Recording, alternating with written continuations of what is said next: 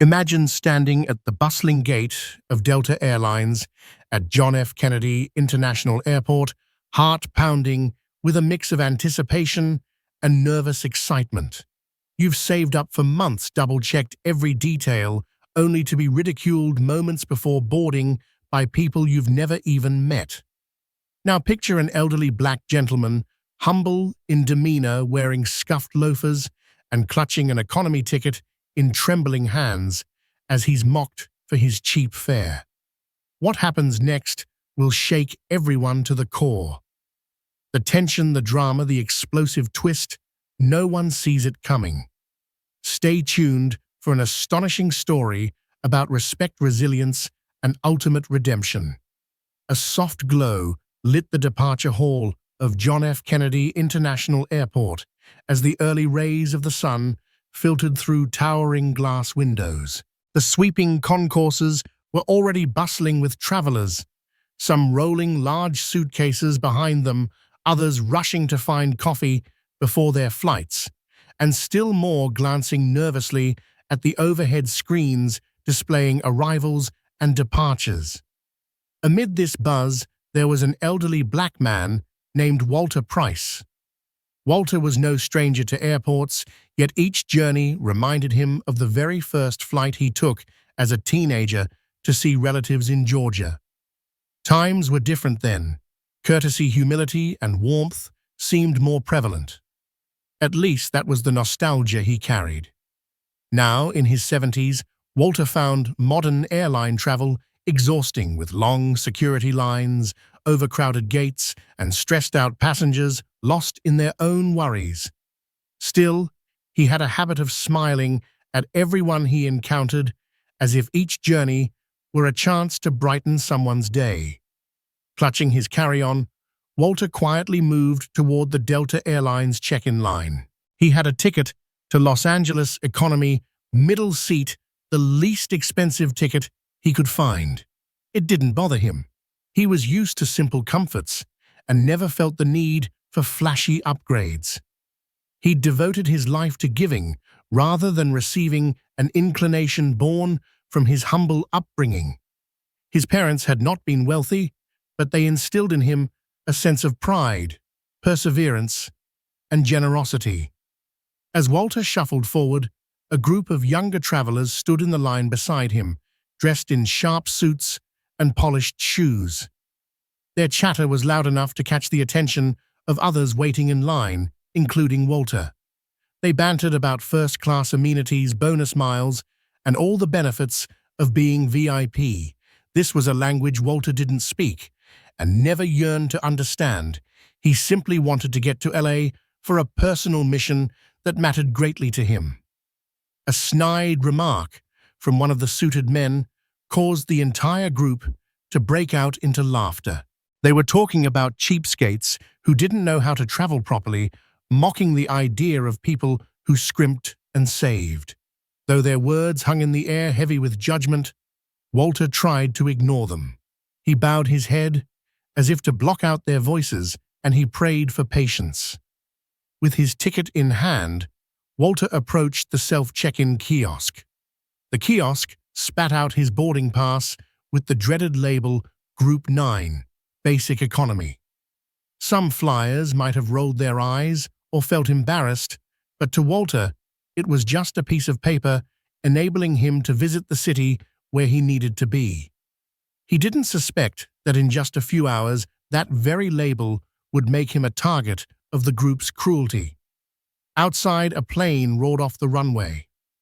Inside, Walter took a breath, inwardly preparing himself for the rest of this journey, unaware of the storm that was about to unfold at the gate and how drastically his response would change the lives of everyone involved. Long before he found himself at JFK, Walter Price lived a life full of modest triumphs and quiet heartbreaks. Born to a dockworker father and a seamstress mother in the heart of Brooklyn, he grew up in a cramped apartment where siblings and cousins often vied for space. Every corner of that old place held memories of laughter, tearful nights, and the indomitable will of a family trying to rise above the struggles of poverty. At 13, Walter discovered he had a knack for electronics. He'd tinker with broken radios, rummaging through spare parts he found in local dumpsters, eventually managing to fix them to working order. His family didn't have much in the way of extra money, so when the neighbors needed a radio or clock fixed, Walter was the boy they called. He never charged a dime. He simply found joy in fixing what others deemed broken, bridging the gap between form and function. In high school, Walter's math teacher noticed his gift and secured a scholarship for him at a local vocational school. That was the start of a journey that would eventually lead him to a decades-long career as an electrician for the city. He rose through the ranks quietly and steadily. He never became wildly wealthy, but he built a reputation for honesty and hard work. The local government office recognized his unwavering dedication, awarding him a modest retirement pension upon his departure. Outside of work, Walter found meaning in volunteerism.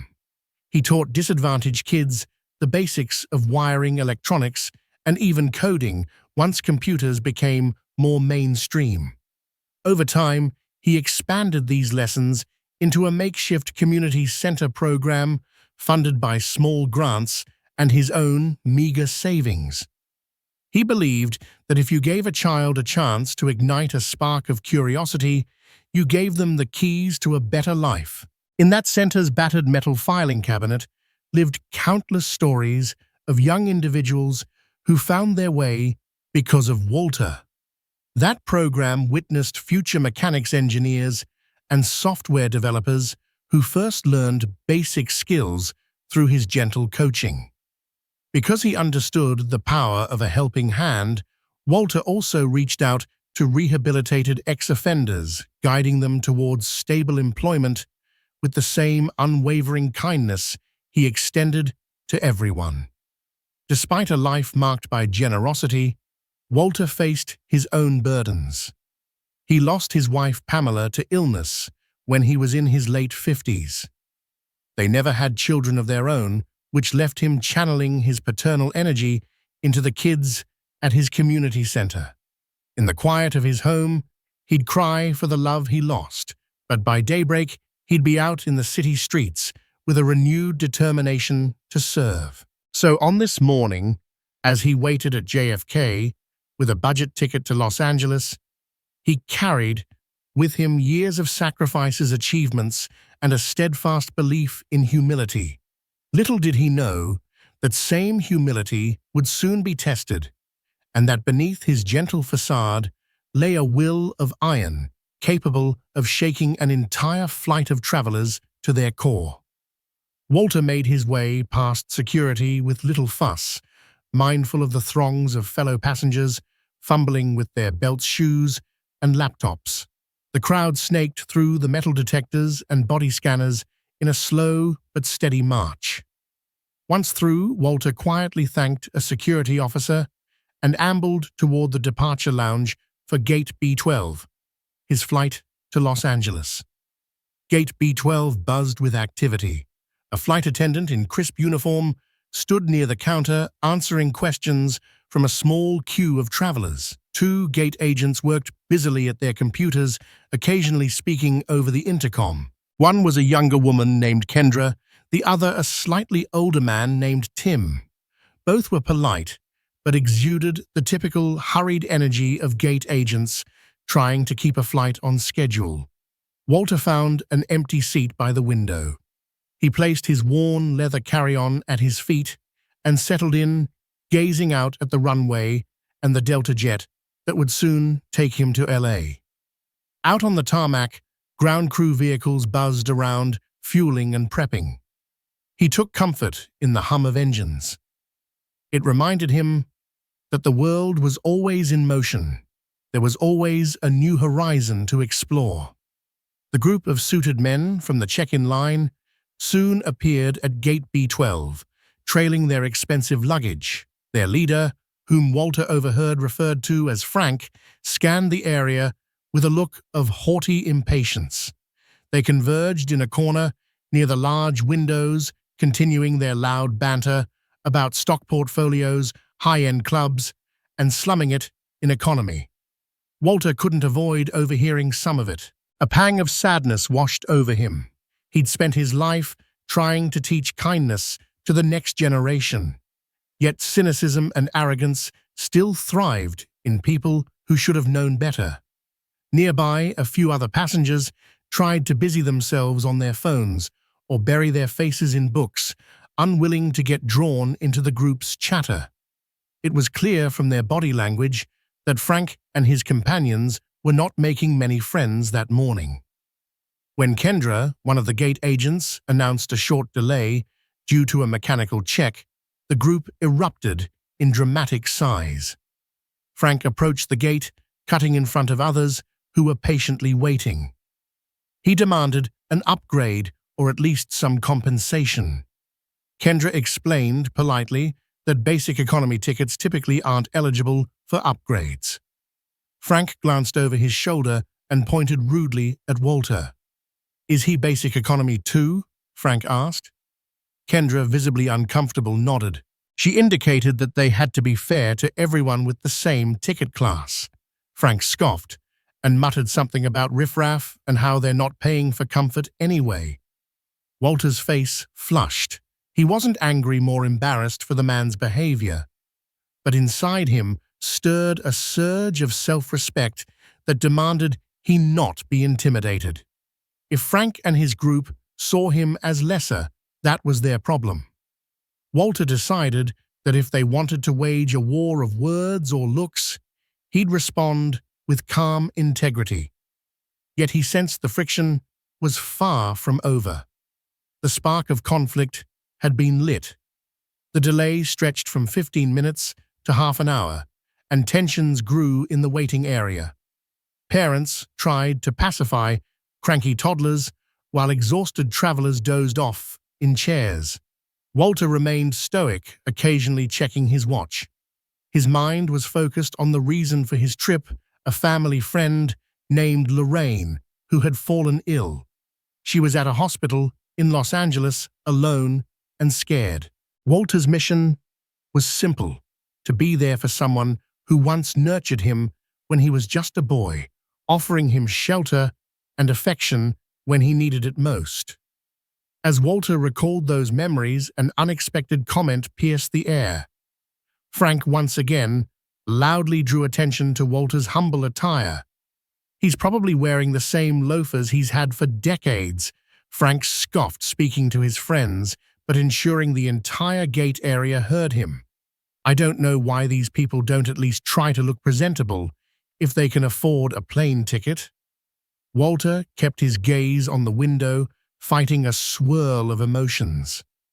Other passengers, embarrassed by Frank's behavior, cast sympathetic looks at the old man. Some visibly shifted in their seats, wondering if they should intervene. One elderly lady with a walker approached Walter and patted him gently on the shoulder, whispering, "Don't mind him. Some folks just don't know how to show respect." Frank, overhearing her, quipped, "Respect is earned, ma'am," in a tone that implied Walter had done nothing to merit it. The tension was thick enough to cut with a knife. Over the intercom, Tim, the other gate agent, apologized for the continued delay and announced a possible gate change. A collective groan emerged from the passengers, who now had to gather their belongings and shift to another part of the terminal. Frank's group stormed off first, rolling their fancy suitcases behind them, clearly irritated by what they perceived as incompetence. Walter rose slowly, politely, letting others pass before he made his way to the new gate B18. He felt the weight of the stairs. Some travelers smiled apologetically or offered words of consolation. Walter responded with a gentle nod, still determined to maintain his composure. Walking toward B18, he recalled one of his mother's lessons. When someone tries to belittle you, they're only revealing their own insecurities, not yours. It was a lesson that saw him through years of challenges, from bullies in childhood to dismissive superiors in adulthood. He refused to let Frank's sneering remarks define him. When Walter reached the new gate, he looked down the concourse and saw Frank gesturing animatedly at the gate agents again. Several onlookers rolled their eyes, seemingly fed up. That's when Walter noticed that something else, a sense of building tension among the airline staff. Kendra and Tim were on the phone, whispering in hushed tones and glancing nervously at the flight boards. Something more was brewing behind the scenes. Walter felt it like an oncoming storm. Little did he know, the next blow would strike at the very heart of his dignity and ignite in him a powerful resolve he never thought he'd display. The shift to gate B18 did little to ease the tension. Travelers spread out once more, occupying the limited seats. Children found themselves on the floor with coloring books or tablets. Business travelers tapped furiously on their laptops. Walter nestled into a corner, hoping for some temporary respite. But the uneasy atmosphere that Frank and his group cultivated hung in the air like a dark cloud. Soon an announcement crackled overhead. Attention passengers of Delta Flight 407 to Los Angeles. We're anticipating another slight delay. Our maintenance team is completing the final checks. We appreciate your patience. A chorus of groans rippled through the crowd. Frank, predictably, was the loudest. How incompetent can they be? He hollered, shaking his head. First a gate change, now more delays. I have business meetings in LA. This is outrageous. His face turned red with frustration as he motioned for his group to gather around. Amid the commotion, an airport maintenance worker in grease-stained coveralls slipped through the gate doors, speaking quietly to Kendra and Tim. Walter watched the exchange, noticing the concerned expressions on their faces. The word "overbooked" drifted through the air. He also heard something about limited seats and basic economy volunteers. The staff seemed anxious about how the news would be received. Moments later, Tim took the microphone. We apologize for the inconvenience, but due to an overbooking situation, we need a few volunteers with basic economy tickets to take a later flight. We will provide compensation and meal vouchers. The tension soared. Passengers in basic economy, the largest group, murmured amongst themselves. Most looked weary, uninterested in giving up their seats. Frank and his entourage were unaffected. They sat in comfort with their first class or upgraded business tickets, but they certainly had opinions about the fiasco, rolling their eyes and smirking as the gate area stirred with frustration. Walter was among those singled out. He knew traveling on the cheapest ticket made him first on the chopping block for involuntary bumping. He absolutely had to get to Los Angeles as soon as possible. Lorraine's condition was serious. He steeled himself for whatever came next, hoping the airline would work something out. Kendra's voice replaced Tim's on the intercom. If we do not receive enough volunteers, we may have to reassign some passengers to a later flight. We truly regret any inconvenience this may cause. Please see me or Tim at the counter if you'd like to volunteer or have questions. Walter approached the counter, concern etched across his face. Ma'am, he said softly, I'm traveling for a medical emergency. Is there any chance I could keep my seat? Kendra looked up from her screen, sympathy in her eyes. We'll do our best, sir. It all depends on how many volunteers we can find. Frank, standing nearby, overheard and let out a sarcastic chuckle, shaking his head. He muttered something about cheap seats always whining. For the first time, Walter felt anger flash through him. He took a deep breath, holding it together. This was more than a ticket. It was about being there for someone who needed him. And no petty ridicule would make him step aside quietly. As the volunteer window closed, Tim regretfully announced that they were still overbooked. They would have to bump a handful of passengers with basic economy tickets. A hush fell over the crowd, broken only by murmuring and the shuffle of feet. Nobody wanted to be forced off this flight. Kendra and Tim huddled over the computer. A line of anxious travelers formed at the counter, each hoping they wouldn't be the unlucky ones. Walter stood at the back, feeling the knot in his stomach tighten. He was trying to calculate alternative scenarios if he was bumped. Would there be another flight that evening? Could he afford a last-minute ticket on a different airline? Frank, sipping a bottle of water in a privileged corner with his friends, called out loudly, "Take him! He's basic economy." He pointed directly at Walter, sneering. "You might as well. He only paid peanuts for the seat anyway." A few gasps rippled through the onlookers. Tim shot Frank a look of disapproval, but stayed professional. Walter, however, stepped forward, addressing Frank directly for the first time. "Sir, your behavior is uncalled for. I just want to get to Los Angeles for personal reasons, same as everyone else." "Personal reasons?" Frank smirked. "Probably going for a sightseeing trip you can barely afford." He shrugged dismissively. "Don't blame me that you bought the cheapest ticket on earth." A wave of shame and anger washed over Walter, but he kept his voice level. "You don't know anything about me, son," he said quietly. "And neither does this airline." Just then, Kendra cleared her throat. "I have the list of those we must bump," she announced regretfully. Anxiety ratcheted up as passengers waited to hear if their names would be called. "We are required to reassign Mr. Walter Price, Ms. Angela Rowland, Mr. Liam Clark." Walter's heart sank. His name was on the list. Frank let out a laugh that carried across the gate like an echoing insult.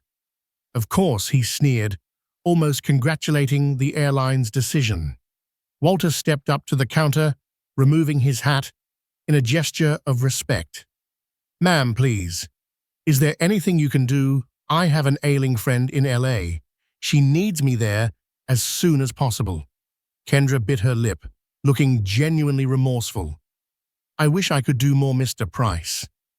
Unfortunately, the system automatically selects passengers with the least priority. There's no flexibility in that process for basic economy. We can offer you a travel voucher, hotel accommodation, and a seat on tomorrow's flight." Tomorrow.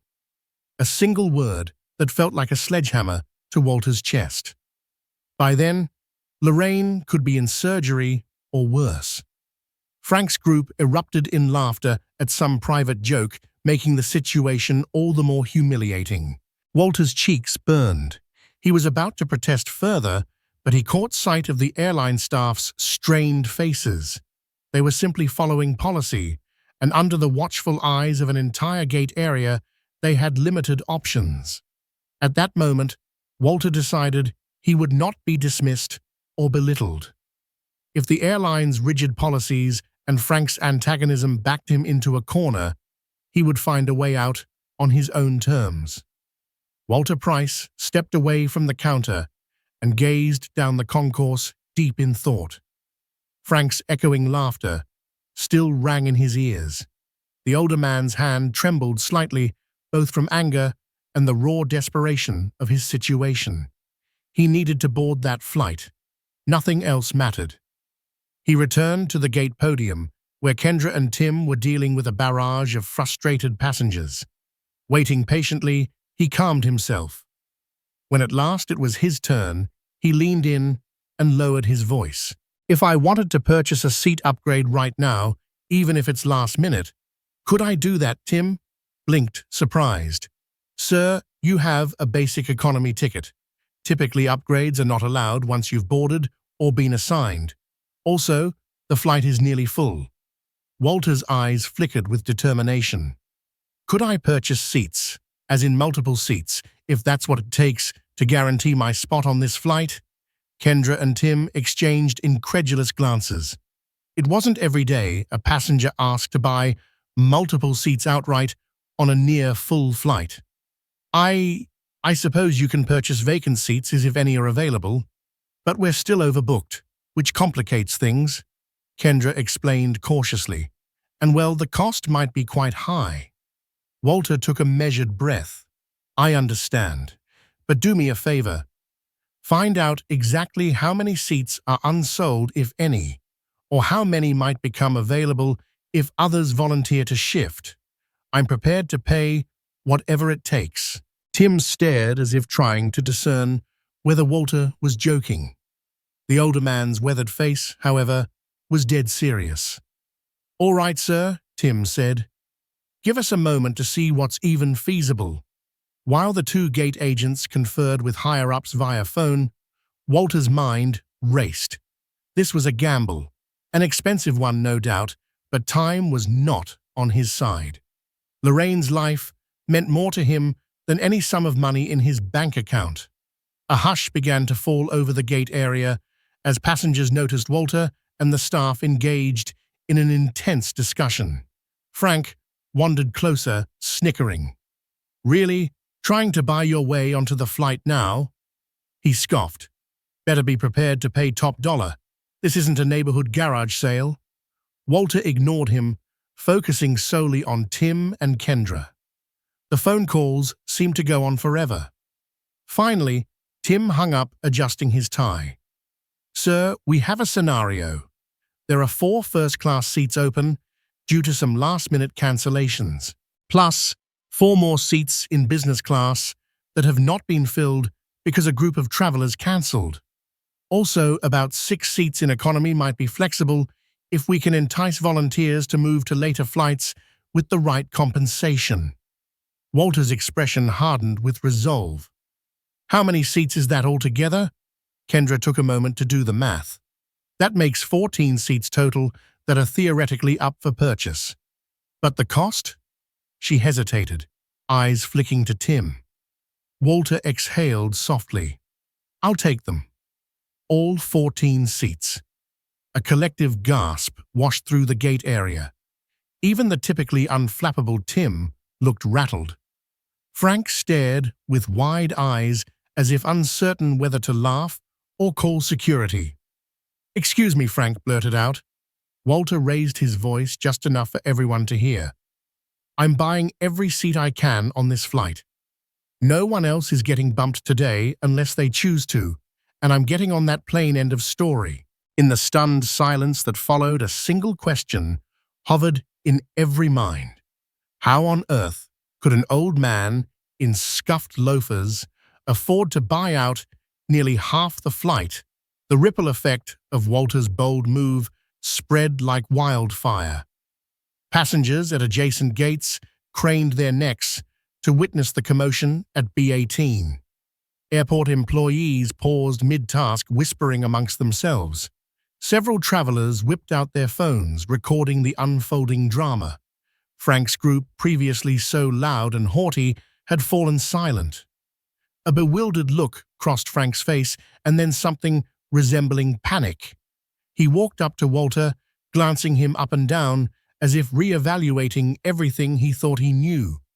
What kind of game is this? He demanded. No game, Walter replied softly. I need to be on that flight. I'll do whatever it takes. Don't be ridiculous, Frank retorted, though the bravado in his voice wavered. You can't just buy out seats last minute.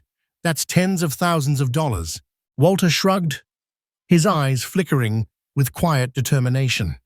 What's money compared to someone's life? I have my reasons. Kendra carefully slid a piece of paper across the counter. It contained the cost breakdown. The figure was astronomical enough to cover a year's worth of mortgages for many people. Walter's hand trembled as he scanned the numbers. He pulled out a checkbook from his jacket pocket. Yes, he carried an old-fashioned checkbook, complete with a pen that had his community center's logo on it. Is there a way to pay by card, or shall I write a cashier's check? He asked, looking at Tim. Stunned, Tim explained that for such a large purchase, the airline typically required special verification. They'd have to run it through their management. Walter nodded solemnly, as if he'd expected nothing less. "Do what you must," he said. "I'll wait." As the staff scrambled, Frank's entourage stared in varying degrees of shocked curiosity and even fear. If Walter had this kind of wealth or resources, who was he really? A real estate mogul, a lottery winner? Their smug assumptions about him were unraveling rapidly. While phone calls and verifications were carried out behind the counter, Walter approached a young mother in the waiting area who was wiping the tears of a fussy toddler. "Ma'am," he said gently, "if you want extra space, feel free to use one of the seats I'm buying. Let your child stretch out." The mother looked at him, bewildered. "That's incredibly kind of you," she whispered, her eyes filling with gratitude. Another passenger, an elderly woman who had previously offered Walter words of comfort, clasped his hand. "Mr. Price, are you sure about this? It's a lot of money." Walter patted her hand gently. "I'm sure," he said. "I need to get to LA, and I don't want anyone else treated poorly or forced off. Not today. Not on my watch." The entire atmosphere at Gate B18 transformed. Word spread that Walter Price, a humble elderly man, was single-handedly preventing further bumping by purchasing multiple seats. Kendra and Tim's expressions evolved from frantic to relieved.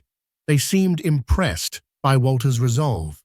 Even the crowd's hostility softened, replaced by a mixture of awe and respect.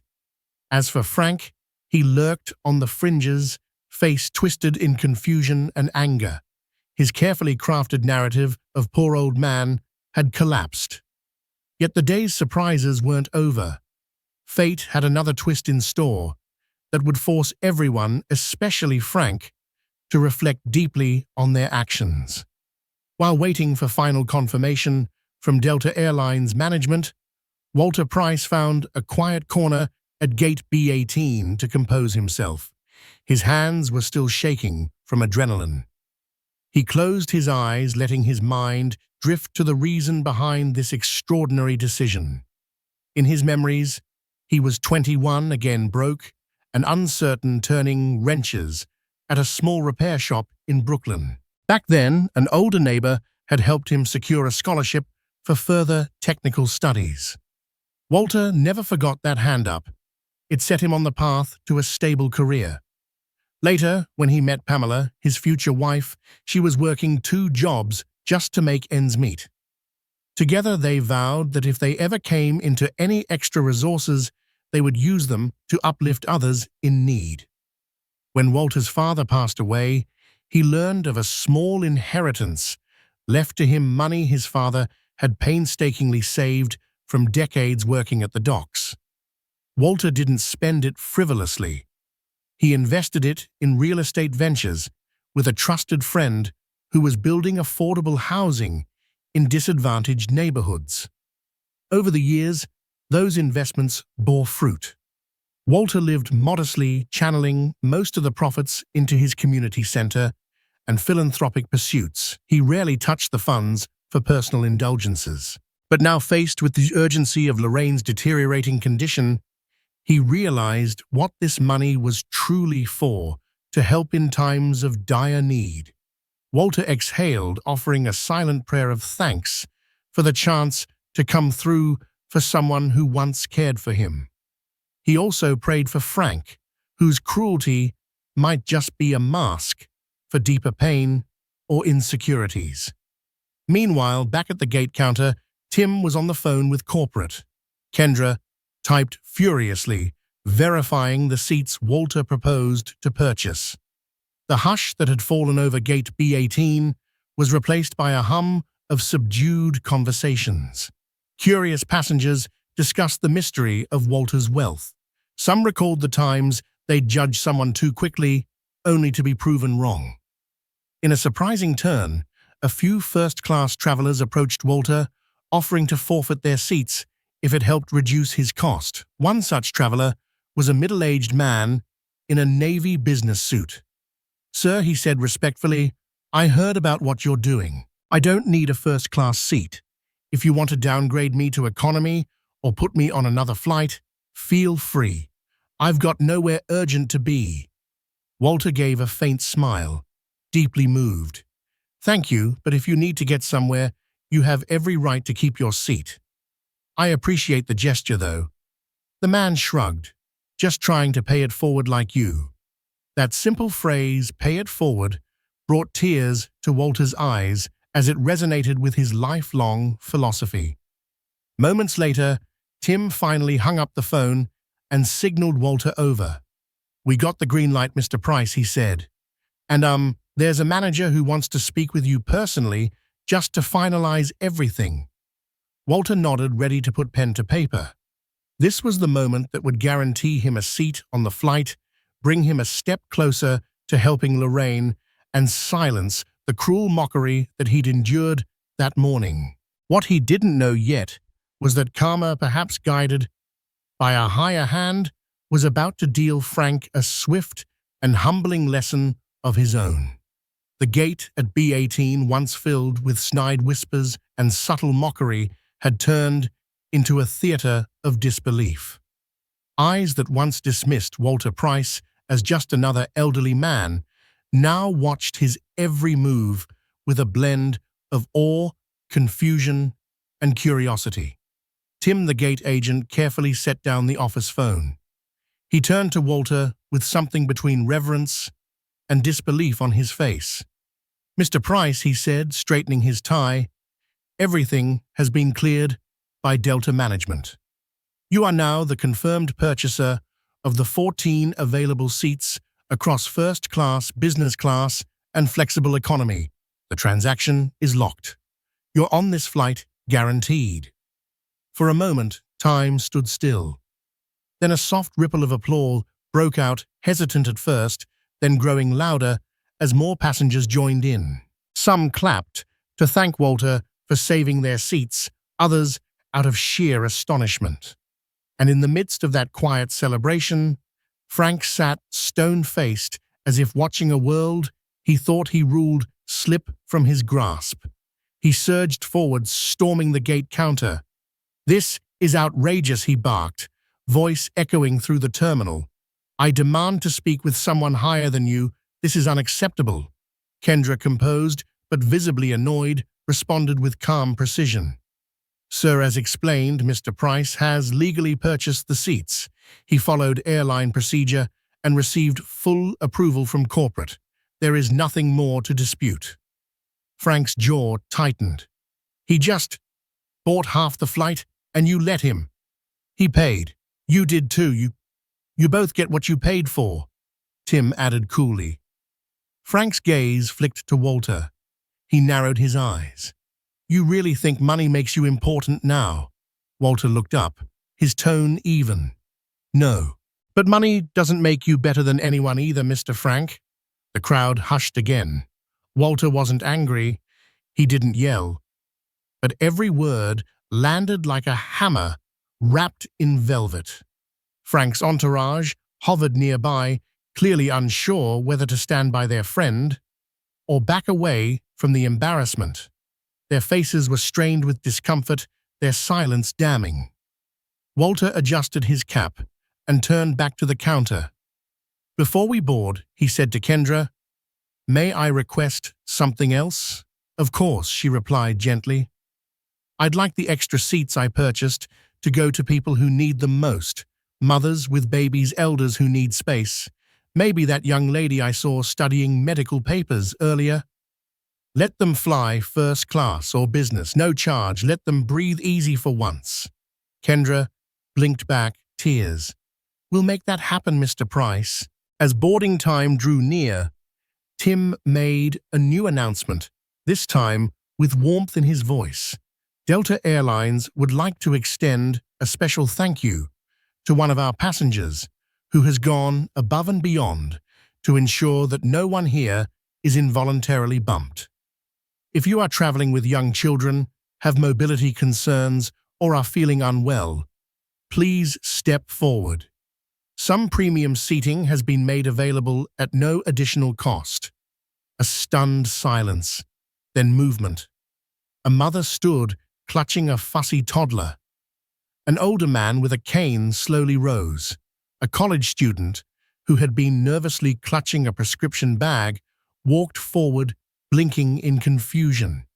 Kendra greeted each of them with a smile and new boarding passes. Walter stepped aside, observing it all quietly. The ripple of generosity, of unexpected grace, began to spread. Passengers who had earlier buried their heads in books or pretended not to notice Frank's jabs were now openly thanking Walter. One woman said, "My kids haven't been this excited to fly since they were babies." Another man added, "We all watched what happened. You didn't just change the flight, you changed how we see each other." Through it all, Frank said nothing. He stood rooted, red-faced, glaring toward the windows, as if the horizon could give him back his lost pride. Then, unable to contain himself, he snapped, "This isn't how the world works. People don't just do things like this." Walter looked at him once more, not with scorn, but with the calm that comes from a life lived with purpose. "No, Frank," he said softly.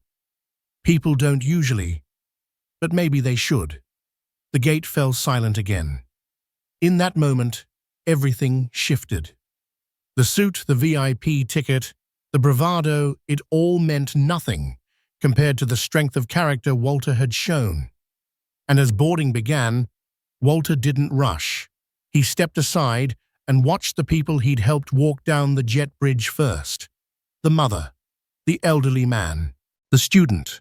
One by one, they boarded with heads held high, their dignity restored.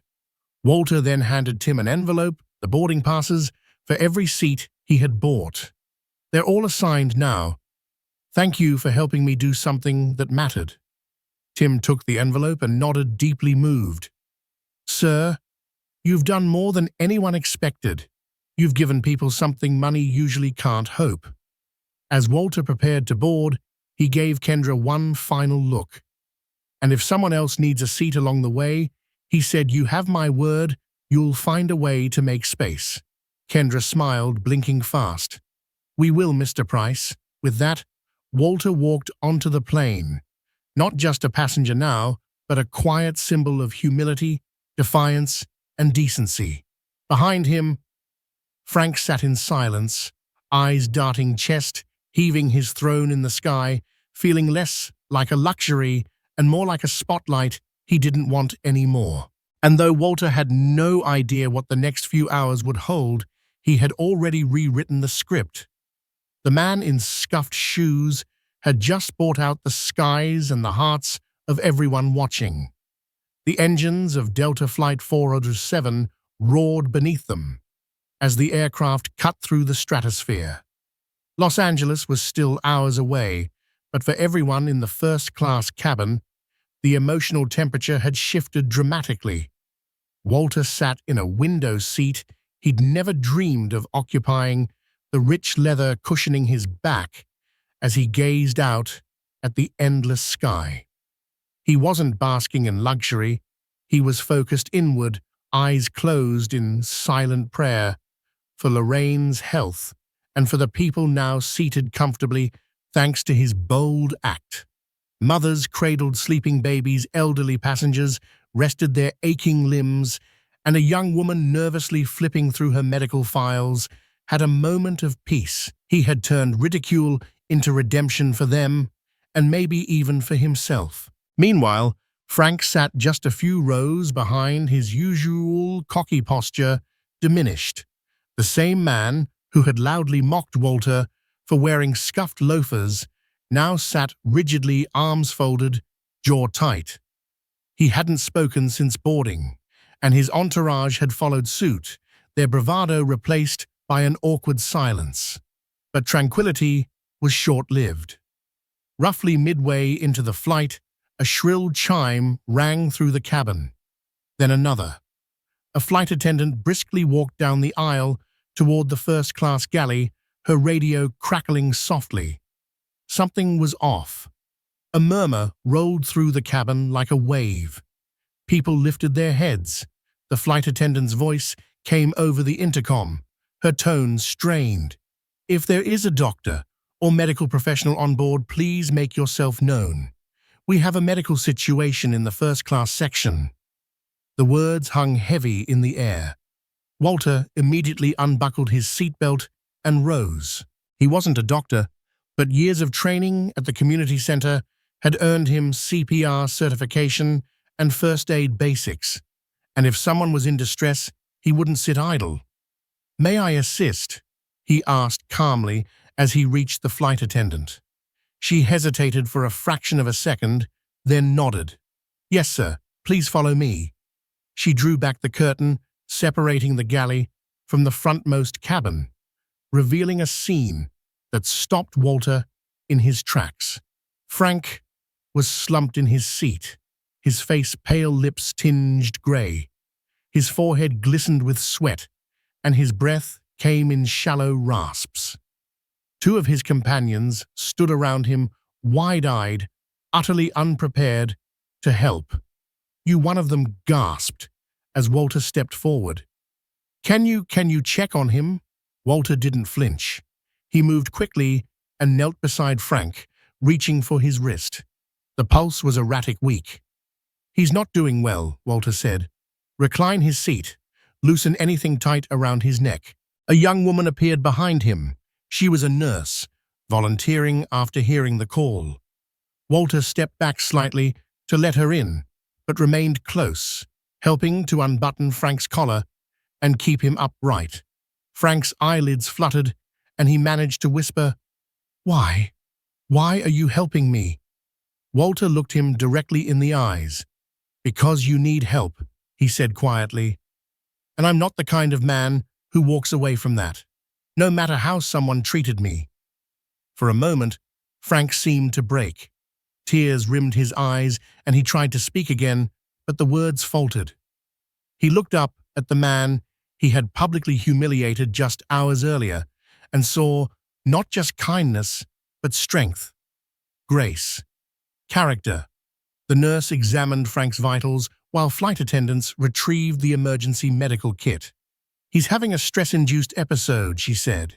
"Not a heart attack, but he's definitely unstable. We need to keep him calm and hydrated until we land." Walter offered his bottle of water, holding it to Frank's lips as he took small sips. The cabin was silent now. Passengers watched in stunned reverence. The man they had seen, mocked for his age, his clothes, his ticket, now knelt beside his very tormentor, steadfast and composed. One elderly woman whispered, "That man has more class than all of us combined." A few minutes passed. The color slowly returned to Frank's face. He could breathe more easily. The nurse sat back, sighing in relief. "He's stable, but we'll need EMTs waiting at the gate." The crew nodded already on the phone with the airline's medical response team. Walter gently stepped back and retook his seat.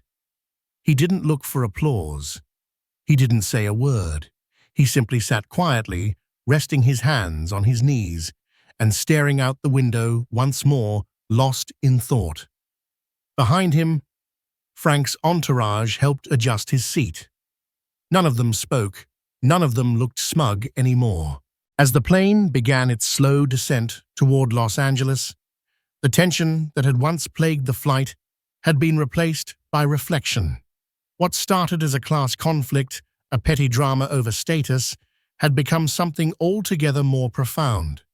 And for Frank, who now sat silent, sipping water and dabbing sweat from his brow, it was a turning point. Whether that change would last or fade was a matter for another time. But for now, there was humility. And sometimes that was enough to spark the first step toward redemption. Walter looked down at the folded boarding passes in his lap seats he'd purchased not for privilege, but to preserve dignity, to help strangers, to show the world what compassion looked like at 30,000 feet. And as the runway came into view, glimmering under the LA sun, he whispered a single phrase to himself, barely audible. "Thank you for the lesson." even if it came the hard way. The tension that had gripped Delta Flight 407 finally began to loosen as the plane descended through the golden haze, blanketing Los Angeles. The cabin, once a place of ridicule and division, now brimmed with an almost reverent silence. It wasn't just the altitude change that made passengers sit straighter and breathe a little easier. It was the quiet transformation they had all witnessed. Frank, the once boastful businessman, now sat humbled. His complexion was no longer ghostly pale, and though he was still clearly shaken from the mid-air medical emergency, there was something else written across his face: regret, gratitude, awareness. Walter Price, meanwhile, remained near the aisle seat, quietly watching as the skyline of Los Angeles appeared through the oval windows. His heart beat steadily, not from anxiety, but from the sheer emotional weight of the journey. He had made it. And more than that, he had kept his dignity, his purpose, and his humanity intact through every twist of the morning's chaos. As soon as the plane touched down and rolled to the gate, the first people aboard were paramedics moving swiftly to reach Frank. Passengers parted respectfully, casting glances toward Walter. They weren't just looking at the man who had once been mocked at the gate. They were looking at the one who had flipped the entire narrative on its head. Frank, now seated upright but visibly fatigued, caught sight of Walter standing to retrieve his bag. For a moment, he seemed unsure whether to say anything, but then he reached out and gently caught Walter's forearm. "Mr. Price," Frank said, his voice raw and hoarse. I owe you more than I can say. I'm sorry for everything. You didn't deserve what I did to you. And you saved me." Walter looked at him, not with contempt, but with quiet grace. His eyes softened. "You're welcome," he said, with a small nod. "I just did what needed to be done." And with that, he walked into the bustling terminal. Outside Gate 18, the LAX terminal thrummed with the usual chaos of arrivals. Suitcases, clattered announcements, echoed tired passengers, reunited with loved ones. Yet within this whirlwind, Walter found a rare stillness. He stepped to the side, pulled out his flip phone, and called a taxi to take him straight to the hospital. Lorraine was waiting. That was all that mattered now. Before he could leave, however, he heard voices calling his name. Turning, he was surprised to see several of the passengers he had quietly upgraded earlier. A young mother with her toddler, the elderly woman with the walker, even the nervous college student, all of them gathered around him at baggage claim, offering embraces, thanks, and teary smiles. "You changed my life today," one woman whispered. "We would have been bumped if not for you." "We'd like to pay you back," another said, handing him a folded slip of paper with contact information. "Even just a little over time." Walter chuckled gently and shook his head. "Don't pay me back," he said. "Pay it forward. Help someone else when the chance comes. That's how you make it matter." It was a philosophy he had lived by for decades, but hearing it echoed now, after such an extraordinary day, brought fresh emotion to his voice. Just as he was about to step away, he spotted Frank, once more, being wheeled out by the paramedics. Their eyes met. Frank didn't speak this time, but raised a trembling hand in silent acknowledgement. It wasn't a grand apology. It didn't need to be. That single gesture carried humility, a quiet thank you, and perhaps the first flicker of real change. Walter returned the wave, then turned and stepped outside into the California sun. The light was warm, wrapping him like a quiet blessing. The noise of the airport faded behind him. With every step toward the taxi line, the burden he'd carried of ridicule, humiliation, and urgency lifted slowly from his shoulders. He slid into the back seat of the taxi and gave the driver the hospital's address. Then he sat back, closed his eyes, and let the engine's hum lull him into a brief moment of rest. In a few minutes, he'd be at Lorraine's side. That thought alone brought peace. And indeed, a few hours later, Walter stood at the edge of a hospital bed, Lorraine's frail fingers wrapped tightly around his own. "You made it," she whispered, her voice weak but steady. Walter leaned in, eyes damp. "Of course I did. I wouldn't be anywhere else." In the quiet that followed, he felt something settle in his chest, closure, fulfillment, maybe even pride. Not in the money he'd spent or the attention he had drawn, but in the small, unshakable truth that he had stayed true to who he was. Even when no one believed in him, even when they mocked his shoes, his seat, and his silence, he had never backed down from what mattered. In the days that followed, the story of the old man who bought half a plane spread across the internet like wildfire. News outlets picked it up. Social media posts went viral. People praised Walter's decency, humility, and quiet strength. Some called him a hero, others a saint. But Walter didn't want the titles. He didn't need the spotlight. He had done what he believed was right, and in doing so, he reminded an entire airport, a cabin full of passengers, and one very arrogant man, that class isn't written on your ticket. It's written in your character. And that lesson, as the world soon learned, was priceless. Thank you for staying with us through this roller coaster of an airline saga. Walter Price's story reminds us that true strength doesn't always roar.